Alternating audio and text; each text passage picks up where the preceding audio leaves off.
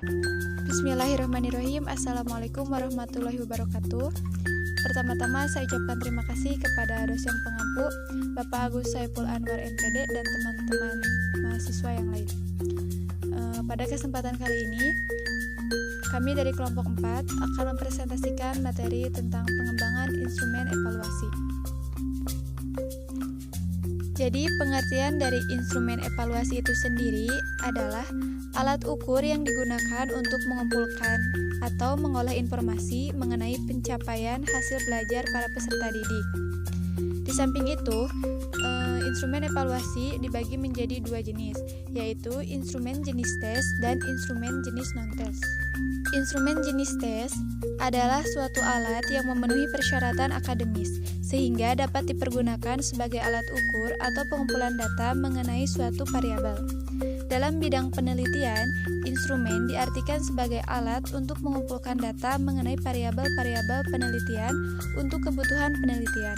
Sedangkan dalam bidang pendidikan, instrumen digunakan untuk mengukur prestasi belajar siswa. Faktor-faktor yang diduga mempunyai hubungan atau berpengaruh terhadap hasil belajar. Perkembangan hasil belajar, keberhasilan proses belajar, mengajar, dan keberhasilan pencapaian suatu program tertentu. Gali dan Puji Mulyono pada tahun 2007. Yang pertama adalah tes lisan. Tes lisan adalah tes yang menuntut jawaban dari peserta didik dalam bentuk lisan. Peserta didik akan mengucapkan jawaban dengan kata-katanya sendiri sesuai dengan pertanyaan atau perintah yang diberikan. Selanjutnya yang kedua adalah tes perbuatan atau tindakan. Tes perbuatan atau tes praktik adalah tes yang menuntut jawaban peserta didik dalam bentuk perilaku, tindakan, atau perbuatan. Stiggins mengemukakan tes tindakan adalah suatu bentuk tes peserta didiknya yang diminta untuk melakukan kegiatan khusus di bawah pengawasan penguji yang akan mengobservasi penampilannya dan membuat keputusan tentang kualitas hasil belajar yang didemonstrasikan. Peserta didik bertindak sesuai dengan apa yang diperintahkan dan ditanyakan. Misalnya, coba praktikkan bagaimana cara mengetik 10 jari dengan baik dan benar. Yang ketiga adalah tes tulis. Tes tulis itu sendiri adalah tes yang soal dan jawaban disajikan secara tertulis, berupa pilihan ganda, isian, benar salah, menjodohkan, dan uraian.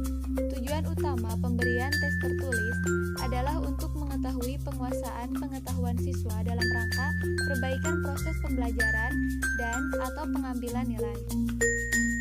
Yang selanjutnya adalah jenis instrumen evaluasi yang kedua, adalah instrumen jenis non-tes.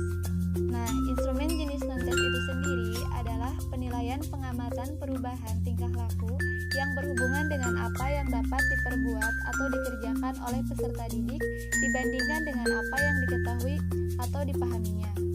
Macam instrumen evaluasi non-tes. Yang pertama adalah observasi.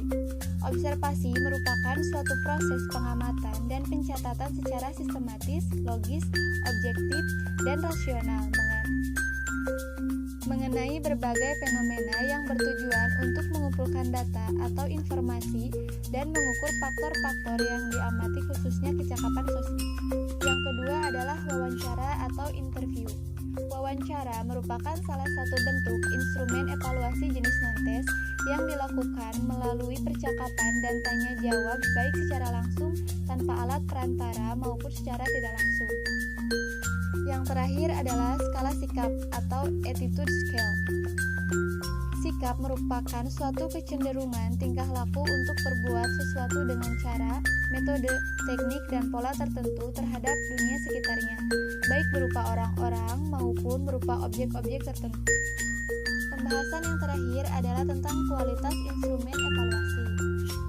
Instrumen evaluasi dapat dibagi menjadi 3 kelompok, yaitu instrumen evaluasi hasil belajar kognitif, hasil belajar efektif, dan hasil belajar psikomotor. Instrumen evaluasi untuk ketiga hasil belajar tersebut perlu dianalisis sebelum dan sesudah digunakan, yang tujuannya agar dapat dihasilkan instrumen evaluasi yang memiliki kualitas tinggi. Mungkin dicukupkan sekian dari kelompok kami. Mohon maaf atas segala kekurangannya. Wabillahi taufiq wal hidayah. Wassalamualaikum warahmatullahi wabarakatuh.